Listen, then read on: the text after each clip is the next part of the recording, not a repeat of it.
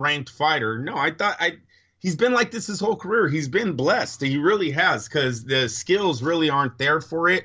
I thought Sean Porter easily won this fight. I didn't have it close at all. I know what the punch stat said at the end. When he threw 400 more shots. A lot of motherfucking punches. And then they go, oh, but he only landed 12 more. Get the fuck out of here. He only landed 12 more. Like, Danny should have won on defense. If Garcia, Porter throws over 300, 400 more punches and only landed 12 more, you should win on defense then. They robbed Danny. But you know what? I didn't see that. No one's seen that. Those punch stats are fucking lies, man. I don't know what fight they were like.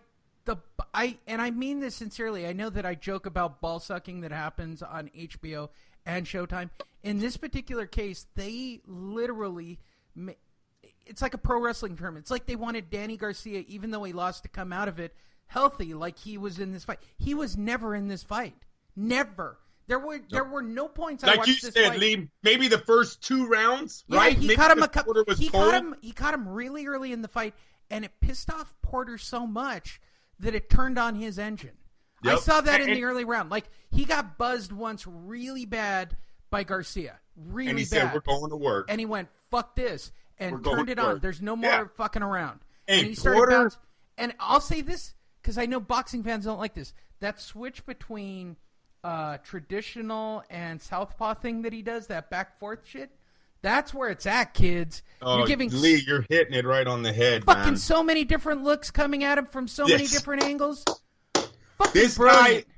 guy would be a Porter problem. was all that. And the work the Mayweathers did with him, he had a shoulder roll worked into that shit. This guy's dangerous at welterweight. This guy has always been dangerous at welterweights. He's went 12 rounds with almost everybody. PBC fighter out there with a winning record against them. Close losses.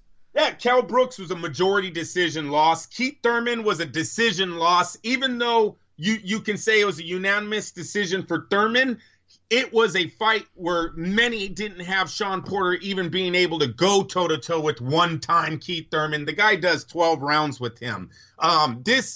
He comes in unorthodox, right? He's wild. He's throwing body shots. He's throwing hands, left hooks, uppercuts. Love it. Do you know how scary that matchup is for any shoulder roll? No, I'm dead serious. You ain't shoulder rolling Sean Porter for 12 rounds. And on top of that, now you've got Mayweather's in his corner. Now he's training over with the TMT plan. He's got a Mayweather. He's got his father. No. That's his dad and Virgil Hunter. Yeah, but didn't they say that he brought in Mayweather as well? Oh, I didn't hear that. Okay, you might have. I'm not making that shit up. Yeah. They brought in Mayweather. Did you notice his dad? It looked like they bought all their outfits online. Lee, what was up with those sweatsuits being like 2 sizes too small?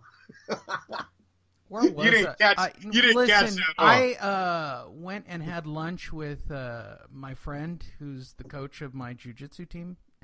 And somebody showed up in an outfit like that, a kid from high school, came over with his friend. He was wearing a way too small warm-up suit with a little, like, fisherman's cap on top of his head.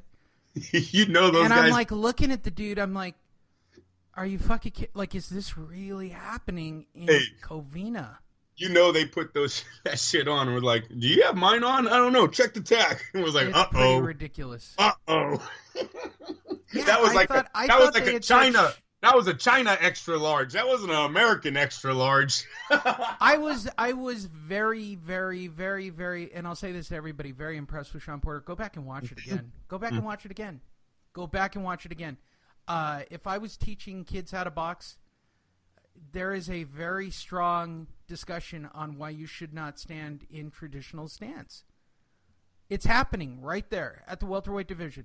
So what have we learned from boxing? The people that are successful are people like Triple G. You're throwing from multiple angles repeatedly and as fast as possible.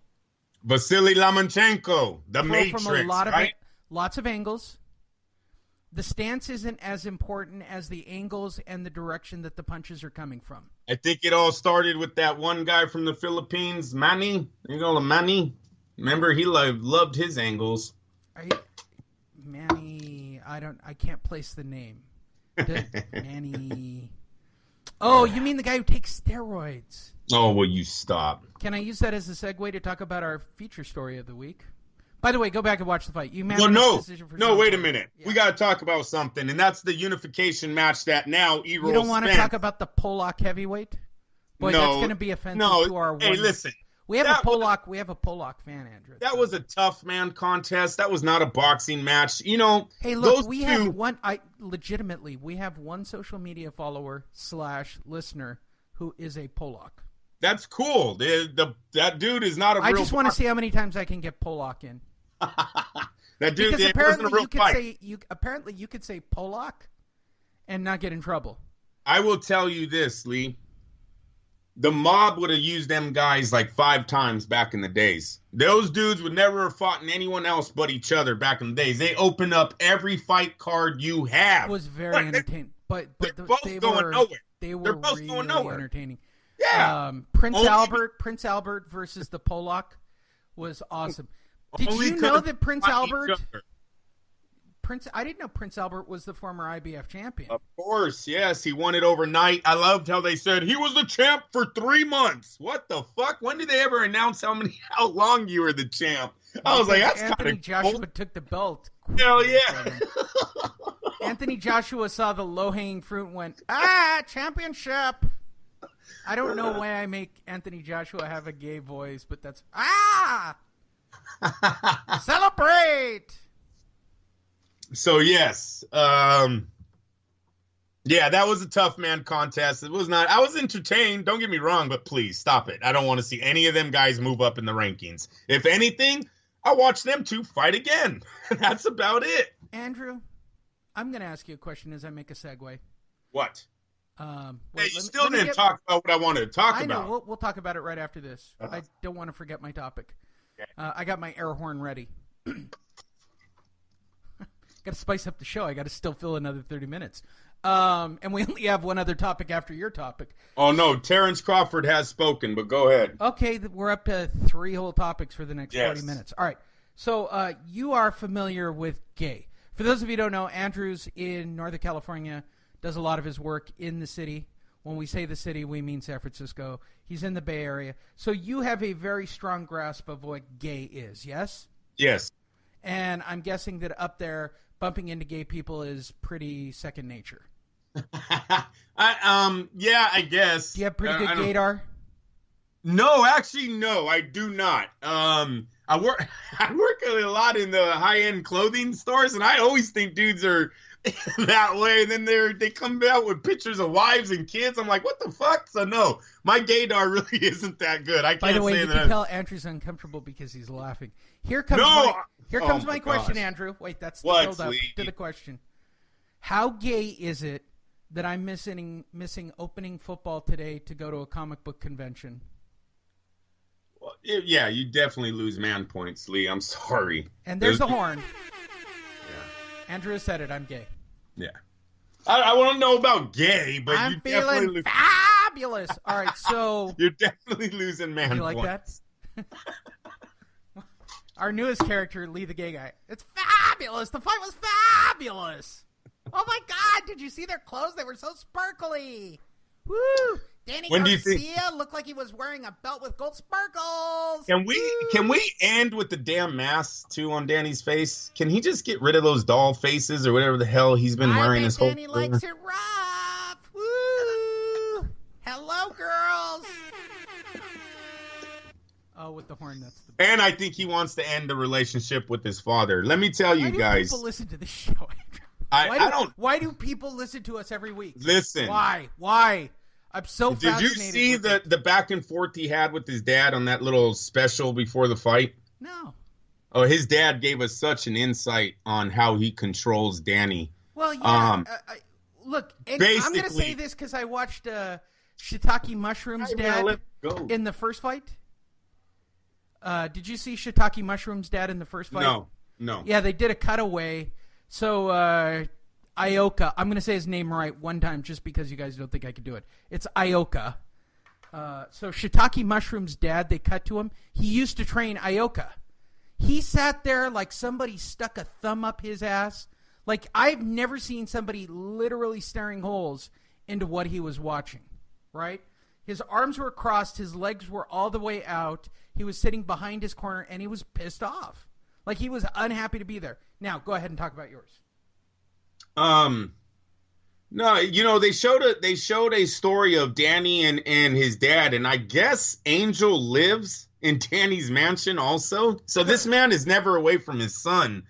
Was literally when they talked about him living with him, he jumped in and got really offensive. His voice got really high. No, family's supposed to stay together. If a family that lives together stays together. And you can see Danny like just looks at his dad with this look. I mean, you can read it on his face. He doesn't want him there. Then his dad's playing pool with them. And he's like, yeah, I'm going to beat my son. And he misses a shot. So it's Danny's turn. And right away, Lee, he's like, oh, hit the ball right here. Danny, hit it right here. Garcia goes, I know. That's where I'm going, Dad. That's what I'm going to hit. Yeah, hit it right here. Hit it soft. Then Danny makes the shot. Oh, see, I taught him how to do that. I just told him how to do. Dude, bro, fucking relax, man. Your kid is an adult here. Like, you know what I find fascinating? This relationship. All that shit. Then if you guys go and look at the interview afterwards, Danny, I just think he wants out of boxing. He wants out of his father's. Really, he needs separation from his dad. I've said that all along. Now I know how his dad is controlling him, and I'm serious. It's going to be, I think, an altercation between the two that actually break them up, because that's the only way I think Danny's ever going to break the chains off of a man who constantly says, oh, you wouldn't be shit without me. See, you wouldn't be shit without me. Come on. The kid has done it all on his own. Danny needs to let him go. But, yeah, I caught that last night. That was kind of sad. Angel was yelling at him. What the fuck are you doing? You need to hit him. I think Angel even lost his voice. He was screaming at Garcia last night. Just a total embarrassment. And then you have on the other side, yeah, Kenny, I think his name is Kenny Porter, was getting a little bit loud, but giving the right advice, still, motivating his son. He just kept him up with the punch count. What I thought the Porter corner kept him really focused on where to land certain shots and when to go to the body, when to bank, but really to keep him motivated in those late rounds to keep coming as hard as he was. That's a different Porter. That's not a guy shitting his bed in the final rounds. Porter's not going to last long with the style that he has. But while he's here, he's dangerous for anybody they put in the ring. I think he's peaking. I really think Sean Porter is now peaking. I think he needs to go back and get some of these fights that he lost. You're absolutely... Kell Brook would be number one on my list, right? Because the Kell Brook defeat is what makes Spence fans think that he's a nobody and Spence walks on water. And that's the fight that I want to get into. This is going to be a good fight for gamblers, this Spence versus Porter matchup, because there is a heavy Spence following that I just don't know why. All right? Eroy Spence has only beaten Kell Brook in his career for the IBF title. But if anyone has ever followed boxing knows Kell Brook, 7 months before that fight with Spence, had his eyeball removed from his head so they could put a metal plate in his skull that Triple G had fractured in the knockout defeat that he took to Golovkin 7 months prior to his fight with Spence. It's awesome. That's not the same fucking guy, okay? I'm sorry. The Kell Brook that fought Sean Porter, when you have your eyeball removed out of your head, then they go through your mouth to put a metal plate and 4 screws to the back of your skull. You are not the same guy. So I take that fight. I take a little bit of the credit away from Spence. This is not, he beat Brook and Brook beat Porter, so that means Spence is going to beat Porter too. No. Look at Ocampo, Peterson, Brook, and who is it? Bundu. These are the last 4 guys that Spence has beaten, and all of a sudden we have this guy as like the next reigning pound-for-pound king. I don't. You know what? Sean Porter's resume, Thurman, Berto, Alexander, Broner, Malignaggi, this guy, Garcia, this guy has went 12 rounds with the elites of the PBC's welterweight division. He has a winning record against them, and like Lee just told you, he could possibly be peaking right now. He needs to embrace who he is as a fighter. You are not a boxer. That's the stuff that Porter was trying to do in the beginning. First 2 rounds, stay on the outside.